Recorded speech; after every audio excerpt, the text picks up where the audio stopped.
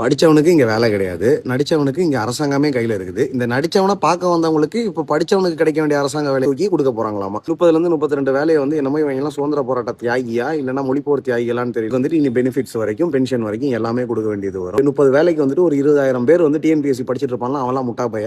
உங்களுக்கு ஓட்டு போட்டதுல எத்தனை பேர் டிஎன்பிஎஸ்சி படிக்கிறவன் இருக்கிறான்னு உங்களுக்கு தெரியும். குரூப் 1 எக்ஸாம்ல டிஎன்பிஎஸ்சி இந்த தடவை அனௌன்ஸ் பண்ணது வெறும் 26 இடம். போன தடவை 90 இடம் டிஎம்கே அனௌன்ஸ் பண்ணதுக்கு அவ்வளவு திட்டுனானுங்க. 26 இடம் மட்டும் அனௌன்ஸ் பண்ணிட்டு வெக்கமே இல்லாம ஊரை சுத்திட்டு திரிறானுங்க. ஏன் குரூப் 1 எக்ஸாம் எழுதி பாஸ் பண்ணிருந்தா 50 லட்சம் லஞ்சம். குரூப் 4 இல்ல வேற ஏதாவது எக்ஸாம்ல பாஸ் ஆயிருந்தாலும் மினிமம் குறைஞ்சது 5 லட்சத்துல இருந்து 10 லட்சம் ரூபாய் லஞ்சம் தரணும். கரூர்ல இறந்த 41 பேர் குடும்பத்துல யாராவது ஒருத்தருக்கு தகுதியின் அடிப்படையில், கரெக்டா பாருங்க, தகுதியின் அடிப்படையில் யாராவது ஒருத்தருக்கு கவர்மெண்ட் ஜாப் அப்படின்னு சொல்லி நம்ம சிஎம் விஜயனா அறிவிச்சிருக்காரு. இதுக்கு இவ்வளவு தடைகள் கொடுத்த வீடியோ போடுற நீங்க எல்லாரும் அன்னைக்கு லஞ்சம் கேட்டப்பவே கவர்மெண்ட் எக்ஸாம் எழுதியும் பாஸ் ஆயும் இன்டர்வியூல பாஸ் ஆயும் உள்ள போக முடியல. ஏன்னா அந்த